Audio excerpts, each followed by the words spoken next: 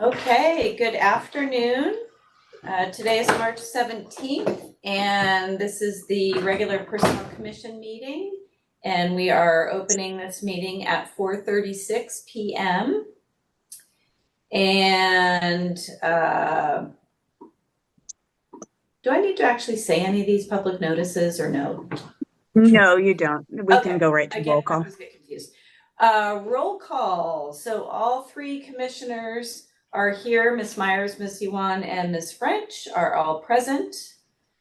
And 2.02 order of business. Is there anyone who wishes to change any the order of items listed on the agenda, or can we proceed as is? Everybody good? Okay, we will keep it as is. So moving on to 3.01, public comment. This is an opportunity for any individuals or representatives to address the commission. And each speaker is limited to 3 minutes. We don't have anybody here physically in the office. Is there anybody out on Zoom who would like to address the commission? I don't see anyone on Zoom. Okay, great. All right, then we will move on to 3.02, correspondence received. Have we received anything? To date, we don't have any correspondence that's been received. Okay, thank you. So then we'll move on to oral reports. And 4.01, we usually start with the union representative reports. Would either of you like to start? Ms. Stover? Rob? You go ahead. Are you sure, Rob? Yep. Okay. You go first. So let's see. It's been a little bit, but not a lot has been happening. I mean, a lot's been happening, but so we did have our last chapter meeting. Our regular meeting was on February 27th, and Jen was able to join us, and that ended up being wonderful because she was able to answer some questions that some of our members had. So it was very beneficial that she was there. Thank you, Jen, for attending. I do appreciate it. And then we have now the negotiations team has been meeting a few times, and we did finally go into negotiations this past Thursday. It was a nice long day. And then, but no action was taken. And so we will meet again on April 4th. And oh, and then Rachel and I are still working on getting the para groups together to find a time for them to meet to go over their job descriptions. And I know Rachel also met with a few of our other groups, and I know at least one reported back to me that it went really well. So I love that this is still continuing and that the groups are trying to find a good common ground for everybody. So other than that, that is all. Great, thank you, April. Rob, how about you? Okay, yeah, it's been a slightly busy month. I think between the school board and Greg and I met on a last week on a quarterly labor management meeting, and it went well. We're in a good flow right now, solving problems or solving issues before they become problems. So tomorrow, let's see, I will be at Del Mar Elementary School volunteering for the pizza day, the monthly pizza day. I feel as the labor representative, I need to be active with my members, and that's one way I can connect. And then later in the day, I'll be in SLO. One of our members up there is receiving a letter of concern or reprimand. So we represent our members when they call us. And just so the Personnel Commission knows that while we always represent our employees and members, but we have the same work ethic and belief system that the district has. So we're on the same team. We're headed in the same direction. And I know April will echo my words with that. And then next Monday, I'm going to be in front of some of the food service workers. There's an event planned, and so I'm going to make sure I'm there to meet and greet. And then last week, I was in front of all the bus drivers over there at the transportation hub. So thank you for including me. Great, thank you. Yeah. And I have to say, I don't think we've seen you inside. Usually you're outside. Yeah, it's raining in Lompoc at the moment, so forced me inside. I've got the umbrella up, but I don't know, it didn't seem to work for me. But thank you. Yeah, thank you for noticing. All right. All right, thank you very much. Moving on, 4.02, commission staff reports.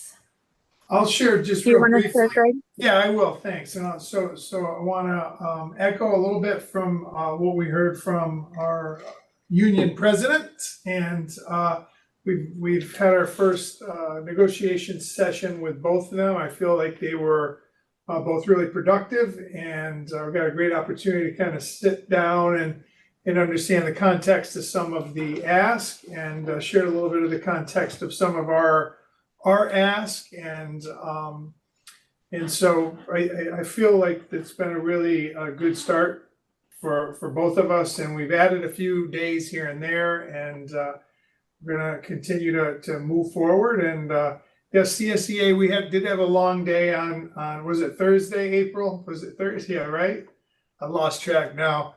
And we're gonna sneak another half day in to finish up just getting through the proposal, which is great.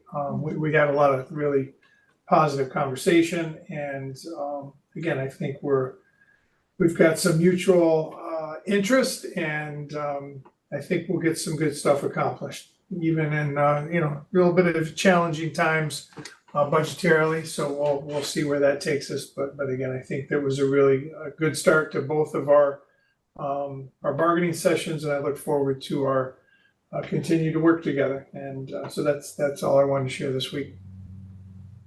Thank you. I have a couple things to add. We have a lot of exciting stuff going on district-wide and HR-wise. So as you guys know, we had a resignation from HR staff. We went through the competitive recruitment process and were able to do a promotional appointment of Lupe Segura, our admin assistant. Scored extremely well and did extremely well. We're very proud of her and excited to have her be our newest HR technician. The effective date will be 4/1, but that means that we are now subsequently flying our admin assistant position. And so all those dominoes starting to fall. So that was flown, closes on the 27th at 4, and then exams will take place on April 1st, and then the hiring will follow shortly thereafter. We also sent out the EOY, TOY nomination stuff earlier today. By we, I mean Lupe Segura. And so she got that out. So that's always an exciting time of year for employees. And we always encourage people to collaborate and really take a minute to think about some people that meet those qualifications at their site. We're working through in the HR office. So now that some of these job descriptions have been finalized, recommended, and adopted, it means that we are now taking a look at our examination process. So obviously the job descriptions drive those examinations, and my classified team, along with Mr. Puccia and myself, have been meeting to review each classification and the appropriate examination for those, and if changes need to be made based on these new classifications. So we will report back to the commission once we make a recommendation on those examination tiers. But it's been really exciting work to really look at some of these historical obstacles to employment and see if there's a better way to do it moving forward. Also, as an additional report item that will be coming to the commission in the future is in the item where we are showing you the personnel regular board item and the report of testing. We're also tracking the limited term and out of class appointments. So as opposed to bringing those to you guys once at the end of the year in the annual report, we're going to start reporting on those regularly too, because it is becoming a much more regular thing. The volume is quite large. So we want to make sure that the commission knows and is aware of all those moving pieces that are not necessarily reported on the personnel action item because they're not new hires, but they are a ton of work for my staff, and it's also new placements. So we're going to be bringing that to you in a format in future meetings once we figure out what we want that to look like. And I think that's it from you guys. And you know what, if I could, I'm sorry, I just wanted to add one other additional thing that we'll be doing that's a little bit new. We have historically sent out an interest survey to our certificated staff for the upcoming school year, just to find out, hey, are you still want to be at the site you're at? Are you planning on coming back? Maybe you're retiring, maybe you'd like to go to another site, etc. And so we have not historically done that with our classified staff. And in my experience in previous districts, that is common practice. And so again, working collaboratively with Rob and April, they both agreed it was a good idea. And so and then Rachel worked with the team, took the one we send out to certificated staff and edit it for the needs of classified staff. And so we'll be sending that interest survey out. Probably, you tell me, April, Rachel, when do you think we'll be sending that one out? The survey was approved. We can send it out tomorrow morning. We're just approving the language to go along with it. So as long as that gets approved, we could get it out as soon as tomorrow morning. So that and the biggest positive for that is if we have staff that are planning on retiring or resigning. Save positions. We know that now, and that helps us save some of our younger staff who might not be brought back for whatever reason. So it's our goal to make that an ongoing part of our process on an annual basis. Great. Is DEI impacting any of this? The things that are going on with DEI, and are we being impacted yet by any of that? No, not. We don't receive any dollars per se that are specific to DEI. The Board of Education and the superintendent have some DEI, just have some equity, really inclusivity type of goals in their strategic plan. So, and they have not pointed to coming off of those goals. So, and again, I think it's just basically, it's just some really good practices, and we'll continue on that path until we're told not to. Yeah. Great. Okay, thank you, Rachel. That moves us on to commissioner reports. Does anybody have anything they'd like to report on? I did attend as April mentioned, the CSEA meeting, and again, really good to sit in and hear everything that they have going on. The one thing that April mentioned that I was able to answer about was there was concern about those that were given notice that they may not have a job, and being encouraged to look at the para about them not really knowing if they would, what they're stepping into. And so I did share with them that Irene had mentioned that she really felt that they should be able to ask questions or be able to go into that environment, and that Rachel was looking into that, but that we supported that. Right. So that was the one thing that came up, they were very, and rightfully so, the paras wanted to make sure that everyone understands what they're gonna be going into, so. Great, thanks for attending that. Okay, on to 5.01, the first reading of the commission budget for 25-26. You ready to pop that up, Rachel? Yeah, if you want to pop that open. So this year for the budget, we're on time with our first proposal, but because of the staffing changes in HR, obviously some of this is just projections. We're not going to know. The admin assistant position specifically is typically 50% funded out of the commission, 50% out of the district. And so moving forward, we'll have to wait and see before we can finalize, depending on what step they're placed at. But these are based off projections of a step 2 higher. So we can start at the top. Everything is kind of just as adjusted for the new rates. So salary placement rates for line 1300, our commissioners, our staff that we have in place, and it did factor in our mid-year retirement of our benefits technician, and then did the mid-year changeover for the current staff that's going to be taking on that role. So a lot of movement, but the numbers are pretty similar. As we go through past the salary and compensation down to our materials budget at the bottom, if you keep scrolling, there you go. So the column that has these orange and green highlights in it is our actuals from last year. So we have our projected budget in the column before that, and then what our actuals were. And this last column, column G, is what our projected is for next year. So we kept a materials and supplies item there just in case we ever need it. We very seldom use it, but we always like to have it there just in case we have presentations or things that we need to get materials for. We don't absorb any non-capitalized equipment as part of the commission, so that line is always blank. The travel and conference, so we always project 3,000 in case we want to have 3 people go to the CSPCA conference. So we usually have a spot for a director, an analyst, and a commissioner. But this year we had 2 people go, so that's why our actuals are a little bit different. Our dues and membership.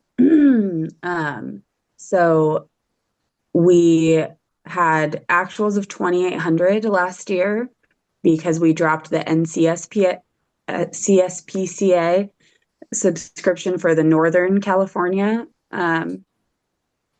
membership. We are Central Cal, and so we're still subscribed to that, and Southern California, but the Northern California, we never really attended any of those events anyways.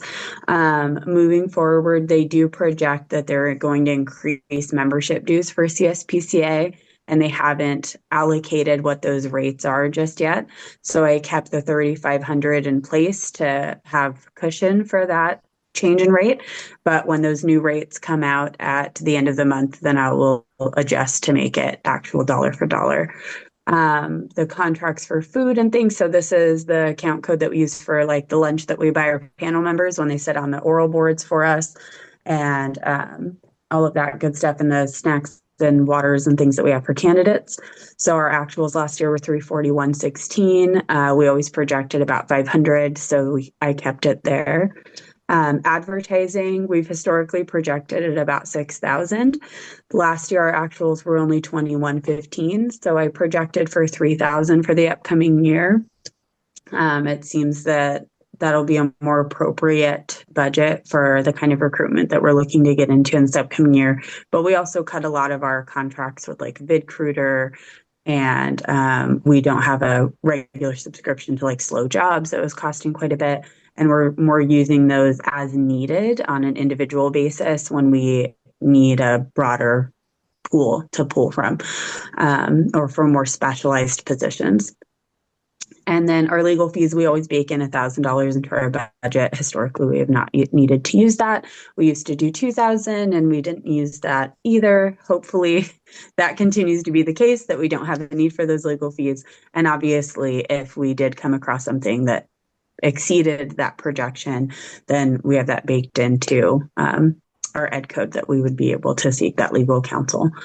So even though some of the salary benefit stuff increases every year, as it always does, our actual projected cost goes down next year from the current year actuals based on having those, entry level positions where we have somebody retiring that's further up the salary schedule.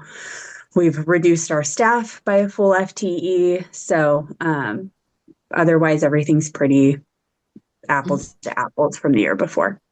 Does the commission have any questions about any of the figures at this point? I have one question, and I cannot remember what year it was, but we did on our legal fees. Mm-hmm. We did go way up because we had a hearing. So remind me if that happens, we'll be able to deal with that, correct? Correct. So legal fees, those are inherent right of the commission. And obviously we just try to project so that we have a good nest egg there so it doesn't completely blow the budget. But we have rights to the district legal counsel that is already on retainer, and it would be absorbed into those fees, and we would write it into the account code so that it would be against our actuals. But it is it's an essential service that we have to have if those hearings come up. So it's never denied for any reason. We just try to project within reason so that our fiscal director can, at her interims, have numbers associated to it. But yeah, if we ever have a need for it that exceeds what we've allotted, we're entitled to that amount. Right, okay. So it's like a placeholder, I think. Yeah, That money. I just remember we went way over. Yeah, we did like 8,600 that year. Yeah. Yeah, that was a big year. Right, right. So Okay, yeah, we don't anticipate that, and hopefully that is not the case. But yes, we will be able to have access to those resources if they present as a necessity. okay. That was the only question I had. Anybody else? No? No. Okay.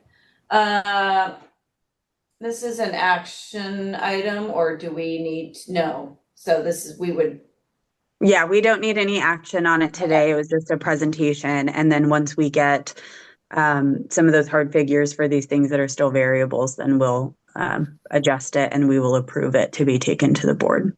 Okay, great. All right. Thank you. Okay, now moving on to action consent items. So 6.01, approval of minutes from our regular PC meeting, February 26th. Got a quick meeting, you wanna put them up? Does anybody need to review them or have any questions No, on I already reviewed them? them, they looked good. Okay, so we can go ahead if have a motion. I will make a motion that we approve the regular personnel commission meeting notes from February 26th. And I second. Great, all in favor? Aye. Aye. Okay, those are approved. Thank you. All right. 6.02 personnel action item for March.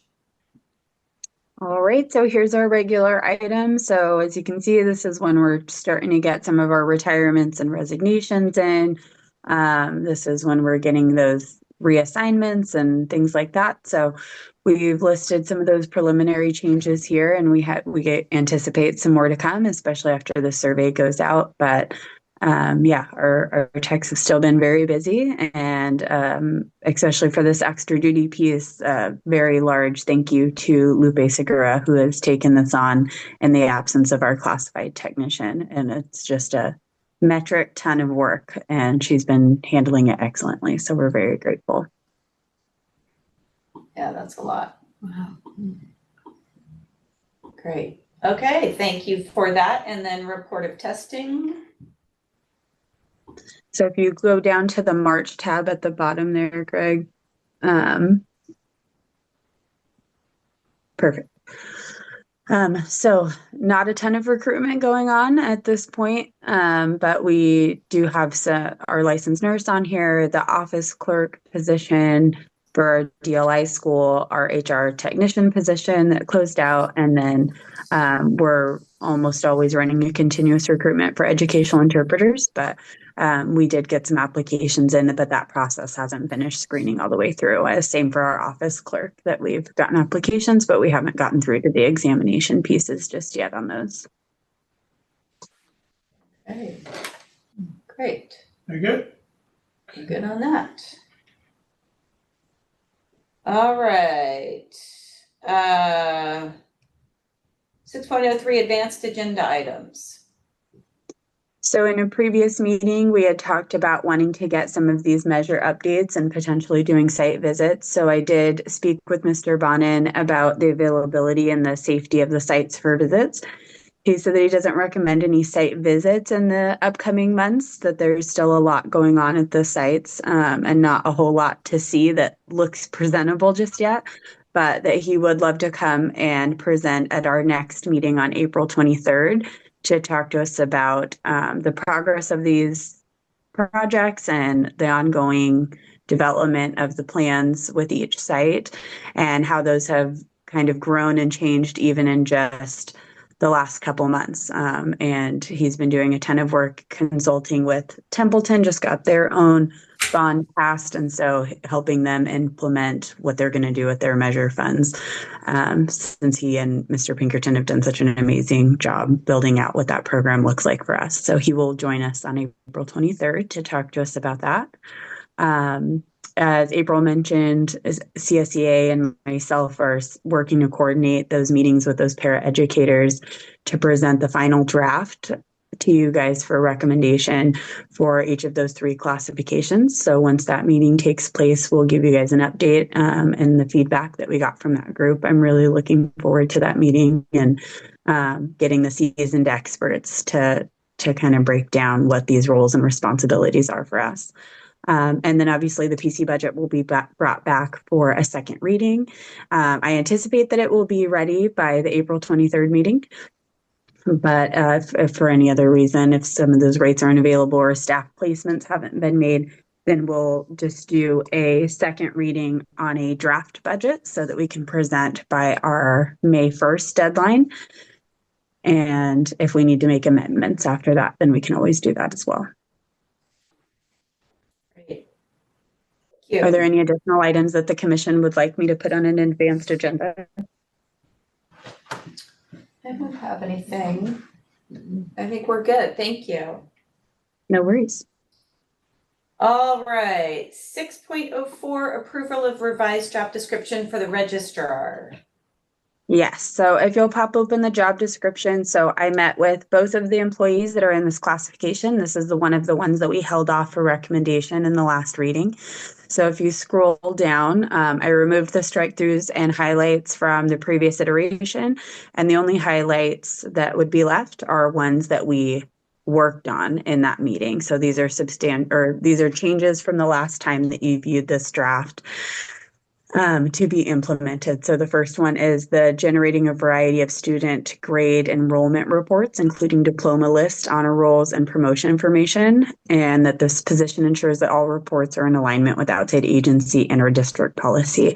This statement did exist in a previous form, but we wanted to just kind of elaborate that they were having to vet these reports with not just our own district policies, but sometimes they come from outside agencies, institutes of higher education. And so they had to be very knowledgeable in what those guidelines and parameters for the reporting would be. The next was maintaining a complete record of site keys and monitoring the issuance and return of keys in order to control access and ensure security of the facility. This was previously stated as kind of like only during summer school and summer experience when they're the main and only clerical people on staff. So we opened that up that one of them did this more full-time and one of them did not. But because it was doing it more full-time, we wanted to include it as opposed to exclude it. And then just elaborating that they don't just monitor the paper supplies, that they're also monitoring some of those office supplies, but that the ordering and budgeting and inventory was primarily held by the site secretary position or now principal's assistant position. And then during the summer, serve in other areas of the office by registering new students, issuing permits, covering the phones, and answering inquiries from visitors, and receiving and distributing incoming mail and deliveries. It seems like a small piece, but each day that you're having to stop what you're doing to go out and check the mail and disseminate it to everybody, it can be pretty time consuming. So they did want that reflected in there. And I agreed that that was appropriate to call out in that task statement. And those are the only those are the only changes from the last iteration to here. None of the changes that we agreed to include affected the knowledge, skills, abilities of the position or would have indicated that they were needing to be reclassified. It was just clarifying and elaborating on some of the examples to provide context to those tasks. Oh, wait, what was the green for the experience? Oh, sorry. This is, we just changed we elaborated that it was 1 year of previous experience in the maintenance of student records. It previously just said previous experience. So it was hard to quantify when placing on a step. So that was my recommendation. And they gave me some context to at least a year was appropriate as opposed to 2, 3, 4, 5, whatever it may be. So instead of just saying previous experience, we added and clarified that it was 1 year of previous experience. Okay. All right. Any comments or questions on this document? What would make up student records in a public agency? So sometimes this is not at a school district. Sometimes this is at like SLOCO. So they're not a school district, but they do have student records. Okay. Any questions for you, Jen? No? Any other? Just curious. All right, it looks good to me. We have a motion? I move that we approve the second reading, this is the Mhm. second reading of the revised job description for, what was it for? For the registrar, okay. Okay. I'll second. Okay. Sorry. All right, all in favor? Aye. All right, that one is good to go. All right, 6.05, approval of a revised job description for account tech. This is also a second reading. Yes, so this is a second reading. So the commission may remember that we received public comment on this job description, that they wanted it to be more inclusive of some of the duties. So I met with the individual that submitted for public comment, and we went through the job description line by line. We also discussed what qualifies as something that needs to be included in a job description and what is more of like an EG item of examples, and staying away from proprietary language like specific software and programs. So the green highlights, so you can see in the first task statement that we added some more example statements that elaborated on the concerns that it didn't call out, that maintaining financial records also applied to the credit card records. So we included that as an example. Maintaining the district requisition program. So this was previously written as that they coordinated the requisition program, and it was all done through like Google Docs. And before that, it was all done paper. Now it's done through the QSS system. So we talked a lot about not wanting to specifically call out the system, but that we can change the operating word to maintain the requisition program as opposed to supporting and processing the requisition program. So we made that amendment here so that it was clear that there is a point person that kind of sets up the routing and things like that in this new system, as opposed to just processing the request as it was previously done. And then they also wanted to elaborate a little further. So we went back and forth about this next statement, but we ultimately decided and mutually agreed that it did provide some context as to what that requisition system means. So receiving all of the purchase recs and reviewing for accuracy, determining needs, budget allocations, the availability, and then processing and issuing the purchase orders assigned. So kind of just going into more specifics about what the maintenance of that system entails and giving some more context to what that task is. And then down at the bottom, so this was previously written with a higher complexity level that said that this position was responsible for reviewing contracts, preparing bids, sourcing them, all of those things. And that was a task that was done by the buyer position and not necessarily the account technician position. So we talked about the responsibility levels and what they were actually doing, and found that they were more preparing the board items related to those tasks, but that those higher level tasks were in fact being done by the supervisor and the department head of fiscal. So we agreed on the language here that they're preparing, analyzing, and generating reports along with the corresponding board agenda items, but they are not in fact responsible for the creation, generation of contracts, approvals, reviewing indemnity language that was here previously. Mm-hmm. And I believe that's all of the changes. Yes, so that's all of the changes for the account technician. So I did re-examine the language to see if it changed the rating for complexity, liability, responsibility, or supervision. And even though we added some language about maintaining the REC program, because we removed so much language about the implementation, contract generation, the things that were typically associated with the buyer. The rating came out a point different, so it wouldn't have changed the overall score to where it would be recomped. So we both agreed. I had employee validation from the employee that expressed concern. I went through supervisor validation with the director of fiscal services to make sure that it aligned with the duties that they expected, and then re-met or reshared the draft with the employee in this classification along with the other employees in this classification to make sure that it made sense. And we unanimously agreed that this was an accurate classification spec for this job. I have a question. Yeah, The word maintain, I don't know, somehow that's not sitting right with me. It seems like it's more like overseeing than maintaining. Am I nitpicking here? No, you're not nitpicking. I wouldn't use an operating word like coordinates or oversees, because that actually is audited by the fiscal director themselves and county office. It's their program. And they just give it to us to implement. So what this position is responsible for is when we have new users that are allowed access to create requisitions. So we get a new secretary on staff, they have to add this user into the system. So they put in their employee ID number, their 6 fields, they add them to it and then train them on how to do it.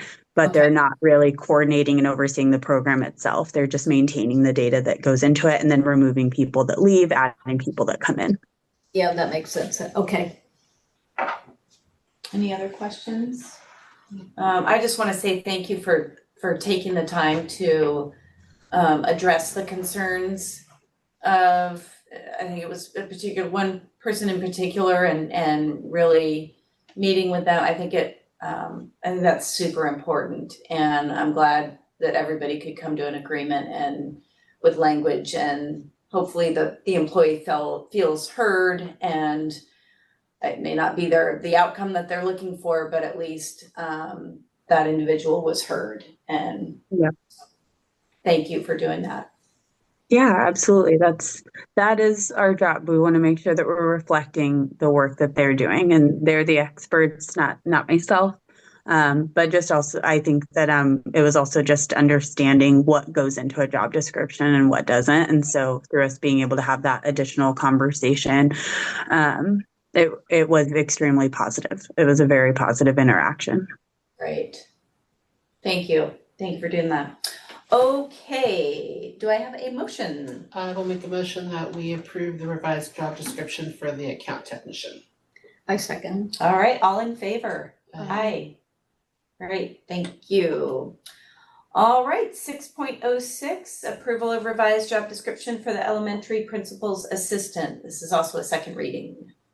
Yes. So if you scroll down, there's only one highlight in here, as we discussed at a previous meeting. I'll go up a little bit. We passed it. It's just a little blip right there. Oh, yeah. This specific language previously just said this position provides support to the health office, and then, elaborate on first aid and things like that. So we talked about, we had a handful of people in this classification that had concerns that that the statement made the responsibility of this task inherent to their position and their position alone. They also had concerns about, additional positions that April and I are working through being created, not being approved because now it looks like this duty is being done.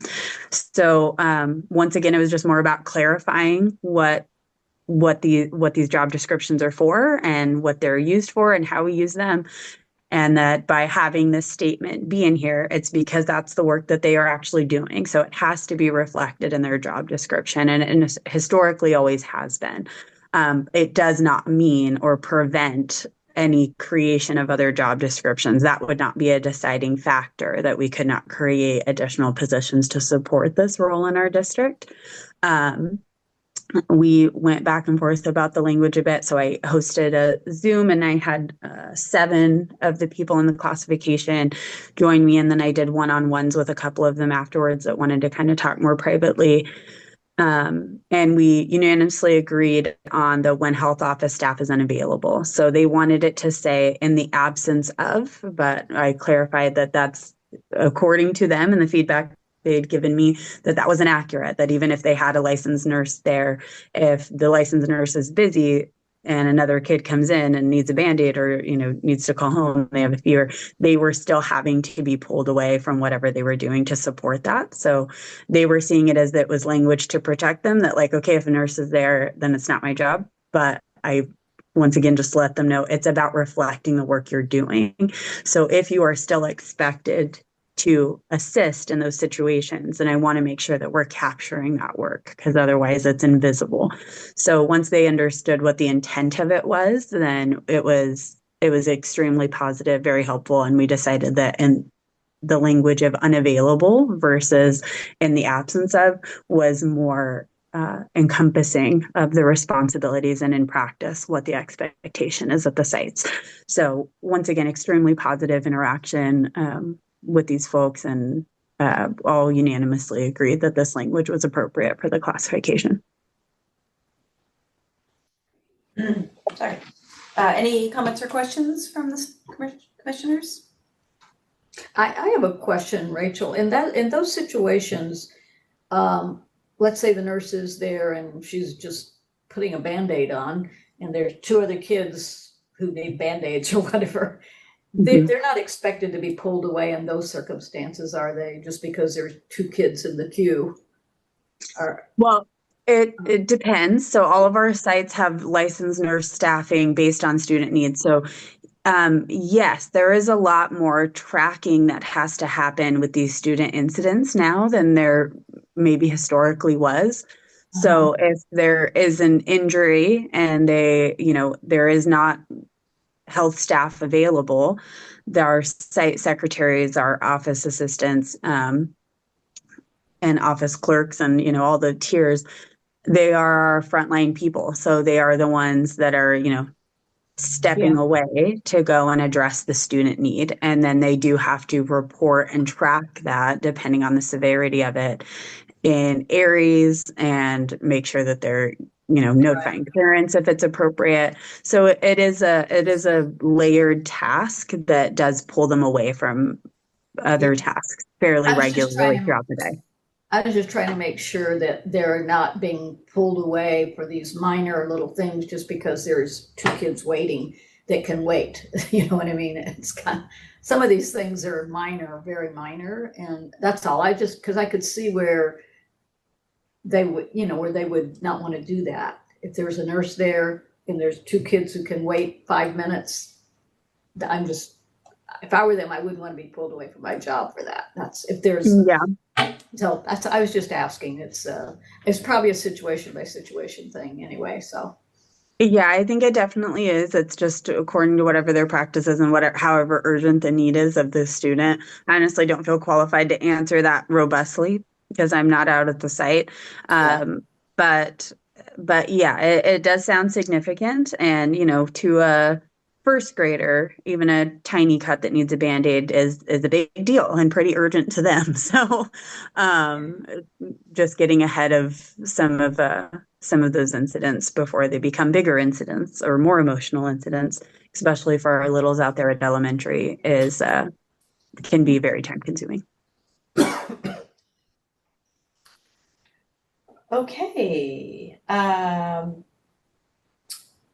Any other comments or questions, or do I have a motion? I will make a motion that we approve the revised job description for the elementary principal's assistant. I second. Okay, all in favor? Aye. Aye. All right, that one is approved. And our last one on there, 6.07, approval of revised job description for office assistant. And so if you scroll down right there, this is just a match suit. So April very astutely caught that these task statements were intrinsically tied together when we were pulling the elementary principal's assistant off for recommendation last time. So we pulled the office assistant off at the same time just to make sure that whatever language was decided was applied to both, because they are the same level of responsibility in this task. So we just matched suit for the office assistant job description. Great. Okay, any comments or questions? That's the only change on there, right? Yep, that's the only change. Any comments or questions, or do I have a motion? I will make a motion that we approve the revised job description for the office assistant. And I second. All right, all in favor? Aye. Aye. Okay, that one is approved. And that brings us to the end. That means that we have officially approved almost every classification organization-wide. So a ton of work, commissioners. I'm very grateful to have worked alongside you guys during this process. I think that it has been an overwhelmingly positive process, and I'm very excited about it. Yeah, That's well, great. we appreciate all the work you've done. Is it just the para? It's just the paras. Yeah, we just got Paras, that one's a many tangled web. So once we can peel back some of those layers, then we'll be all done. But yeah, everybody else is set, and I feel like the employee response has been great. Everybody has been super collaborative through the process, and yeah, it's a great new foundation for us to build on all these new exams and all these new processes related to it. And I think there's such a better understanding of the job descriptions through this process and the commission itself and what you guys do. And I've gotten so much great feedback from our staff about being much more involved in this process as opposed to the more formal one that we had 2 years ago, almost 2 years ago now. Yeah, it's almost been 2 years. It's crazy, huh? Wow. Wow. Great. Well, thank you very Yeah, much. Let's see, our next meeting is scheduled for April 23rd, right? Correct. Yes, 4 p.m. Unless anybody needs to change that. Uh-oh. I do too. Pull out your calendars, Okay, ladies. well, we'll let Irene ask, since it's always me that asks. I could do a week before, I could do the day after. I'm getting actually back in town on that day, not until late afternoon or evening. I could do the 17th. That's, you were talking the week before, Yeah, I right? could do the week before, if that let works. me Is get that my- workable, Rachel?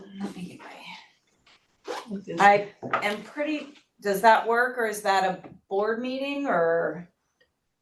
If it's not a Tuesday, it's not a board meeting. It's Wednesday, 17th is, 6, April 17th is a Thursday. oh, it's a Thursday, yeah. The 17th. I can do that. Okay. So regular time at 4 p.m. Yes. Yeah, Yes. that's fine, yeah. Great.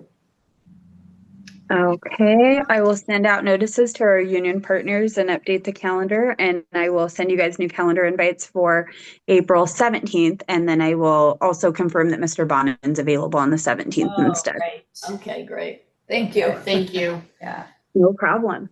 All right, unless anybody has anything else, our meeting is adjourned at 5:24.